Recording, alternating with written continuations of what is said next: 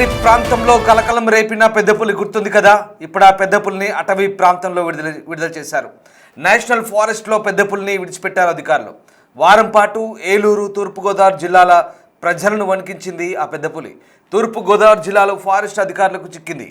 ఆ తర్వాత విశాఖలోని యానిమల్ రెస్క్యూ సెంటర్కు తరలించారు. వైద్య అధికారుల పర్యవేక్షణలో 6 రోజులుంది పెద్దపులి. పెద్దపులి ఆరోగ్యంగా ఉండడంతో పాపికొండల నేషనల్ రిజర్వ్డ్ ఫారెస్ట్ అధికారులు వదిలిపెట్టారు. దానికి సంబంధించిన దృశ్యాలు చూస్తున్నాం. పెద్ద పులిని అడవిలో వదులుతున్న దృశ్యాలు ఇవి. పెద్ద పులి గతంలో జనావాసాల్లో తిరుగుతూ హడావుడి చేసిన దృశ్యాలు అవి. జనాలు బెంబేలెత్తించాయి. అంతేకాదు కొన్ని పశువులపై కూడా దాడి చేసిన సందర్భం.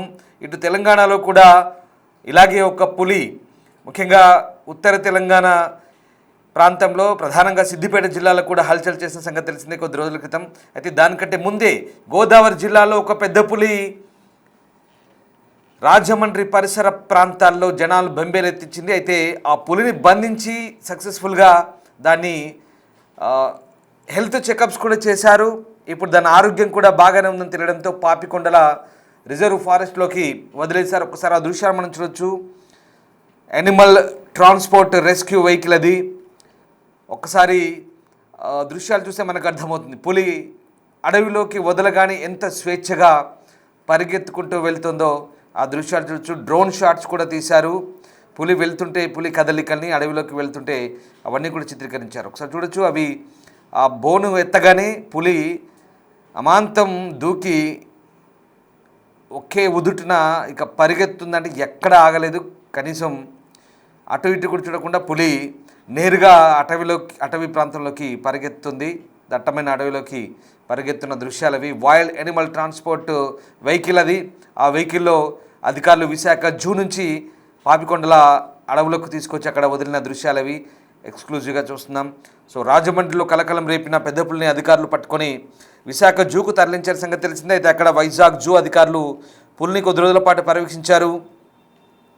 కొద్ది రోజులుగా పులి సంచారంతో ప్రజలు బెంబేలెత్తిపోయారు. గత 17 రోజులుగా వివిధ ప్రాంతాలు సంచరిస్తూ స్థానిక ప్రజలకు కంటి మీద కుణుకు లేకుండా చేసిన పెద్ద పులిని అటవీశాఖ అధికారులు అప్పుడు పట్టుకున్నారు. సో ప్రజలు భయాందోళనకు గురి చేసిన పెద్ద పులిని పట్టుకునేందుకు ఆపరేషన్ టైగర్ పేరుతో ప్రత్యేక చర్యలు చేపట్టిన సంగతి తెలిసిందే.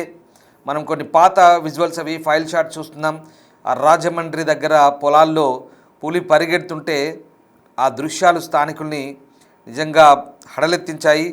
ఒక వారం పాటు స్థానికులంతా కూడా వణికిపోయారు. తర్వాత రెస్క్యూ ఆపరేషన్లో భాగంగా సుమారు 4 గంటల పాటు శ్రమించిన అటవీ సిబ్బంది పులికి మత్తు ఇంజెక్షన్ ఇచ్చారు. పులిని సురక్షితంగా బంధించారు. ఆ క్రమంలో పట్టుబడ్డ పెద్ద పులిని విశాఖ జూ యానిమల్ రెస్క్యూ సెంటర్లో సురక్షితంగా ఉంచారు. మత్తుమందు ప్రభావం తగ్గాక పులి ఆరోగ్యంగా ఉందని. అయితే బోనులో ఉండడంతో కొంత పులి వైల్డ్గా ప్రవర్తించినట్టుగా తెలుస్తోంది. దీంతో మహారాష్ట్ర అడవి నుంచి వచ్చిన ఈ పులికి తగిన వాతావరణం కల్పిస్తూ 45 రోజుల పాటు పర్యవేక్షణలో ఉంచనున్నట్టు తెలిపారు. అయితే పూర్తి స్థాయిలో కోలుకున్నాక అధికారులు దీన్ని తిరిగి అడవిలోకి వదిలిపెట్టే అవకాశం ఉందన్నట్టు అప్పట్లో చెప్పారు. కానీ 45 రోజులు కూడా కాలేదు. అంతలోనే పులిని పూర్తి స్థాయిలో ఆరోగ్యంగా ఉందని భావించిన అధికారులు అయితే పులిని ఇక పాపికొండల ఫారెస్ట్ రిజర్వ్లోకి వదిలినట్టుగా అర్థమవుతుంది. ఈ పులి గతంలో రాజమహేంద్రవరం హైవే పైన వచ్చింది. హైవే పైన ప్రజల్ని కూడా భయపెట్టించింది. అక్కడ స్కూళ్లకు సెలవులు కూడా ప్రకటించిన నేపథ్యం మనకు తెలిసిందే. అక్కడ ఢిల్లీ పబ్లిక్ స్కూల్ వైపు వెళ్ళింది. అలాగే ఆ పొలాల్లో తిరిగింది. నేషనల్ హైవేపై సంచరించింది. మరోవైపు పెద్ద పులి టెన్షన్తో చాలామంది బిక్కుమంటూ గడిపిన పరిస్థితి మనం చూసాం. తూర్పుగోదావరి జిల్లా వాసులంతా కూడా వణికించిన పరిస్థితి. ఆ వీడియోలు కూడా చాలా వరకు వైరల్ అయ్యాయి. అప్పుడు పూణే నుంచి ఎక్స్పర్ట్స్ని రాజమహేంద్రవరం పిలిపించారు. ఇక విశాఖ విజయవాడ నేషనల్ హైవే పక్కన ఆ పులి ఉందన్న నేపథ్యంలో అప్పుడంతా కూడా కొబ్బరి తోటల్లో కాపు కాశారు. తర్వాత మనకు ఆ పొలాల్లో పరిగెత్తుకుంటూ వెళ్తున్న పులి కంటబడింది. చాలామంది దాన్ని తరిమారు కూడా.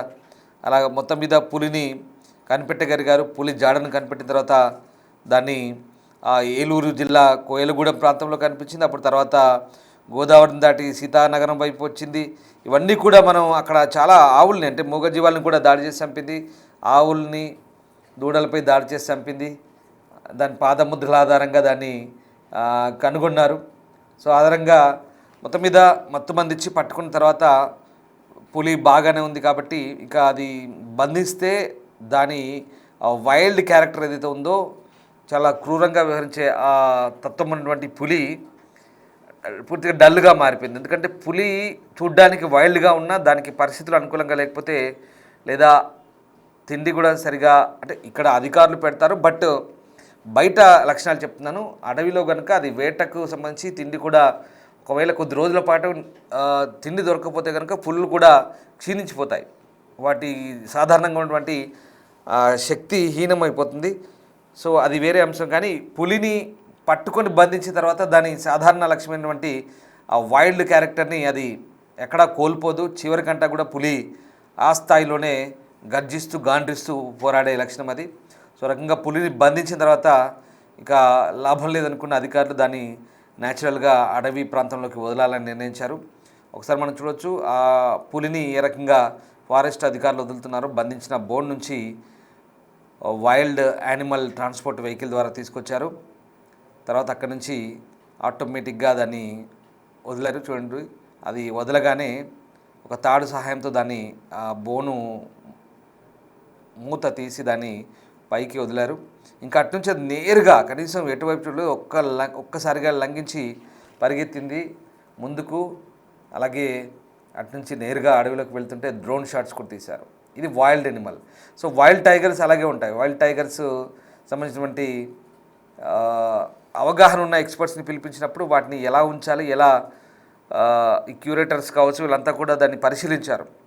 ఒక వారం 10 రోజుల తర్వాత దీన్ని చూసిన తర్వాత మళ్ళీ ఇక యాక్చువల్గా 45 డేస్ పెడతామని ఆలోచించారు. కానీ ఎక్కువ రోజులు ఉంచితే కూడా అది ఇబ్బందికరంగా మారే అవకాశం ఉంది కాబట్టి దాని ఆరోగ్యానికి సో దాన్ని వదిలేసినట్టుగా తెలుస్తుంది. ప్రస్తుతం ఆ పులి స్వేచ్ఛగా పాపికొండల అడవులోకి వెళ్ళింది. మరి సో ఆ అటవీ ప్రాంతంలో ఇక పులి స్వేచ్ఛగా విహరించే అవకాశం ఉంది.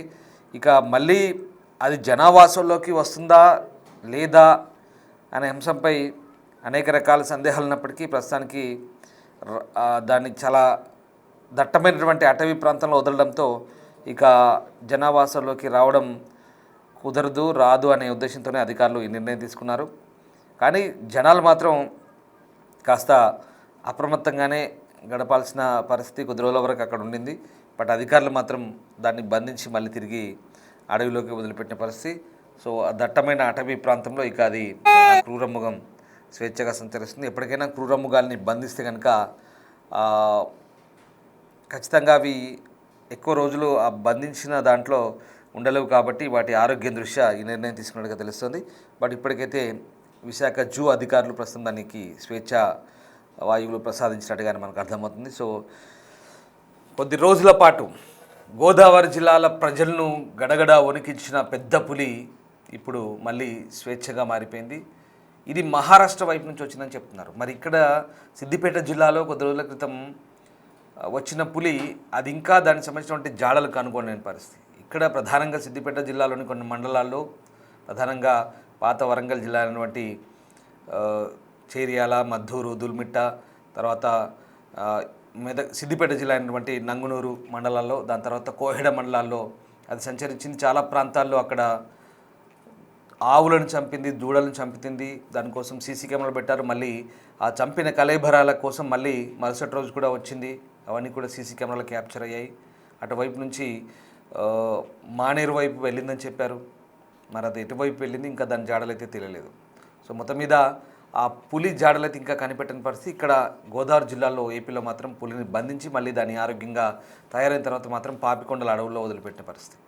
సో ఈ పులులు వాస్తవంగా జనావాసంలోకి ఎందుకు వస్తాయని దానికి కూడా ఫారెస్ట్ అధికారులు వాటికి ఆహారం దొరక్క లేదా నీళ్ళు దొరక్క కొన్ని సందర్భాల్లో పులుల సంచారం కొంత భిన్నంగా ఉంటుందంటూ కూడా చెప్పుకొస్తున్న పరిస్థితి. ఏదేమైనా కొన్ని పులులు ఈ రకమైనటువంటి ధోరణి కనబరుస్తాయి. బట్ చాలా వరకు ఒక్కసారి జనావాసాల్లోకి వచ్చిన తర్వాత వాటి తిరిగి అడవిలోకి వెళ్ళే క్రమంలో దారి తప్పి పులులు ఇలా సంచరిస్తూ వాటికి దొరికిందల్లా పశువులు లేదా మూగ జీవాలు దొరికితే కనుక వాటిపై దాడి చేసుకుంటూ వెళ్తున్న క్రమం మనం చూసాం. వాటి చాలా అరుదుగా వస్తాయి పులులు జనావాసాల్లోకి. వీటినైతే ఫారెస్ట్ అధికారులు మాత్రం ప్రస్తుతం బంధించి అడవిలోకి తిరిగి వదిలేస్తున్న పరిస్థితి. సో ఏదేమైనా ప్రస్తుతానికైతే అక్కడి ప్రజలు కాస్త ఊపిరి పీల్చుకున్నట్లే చెప్పాలి.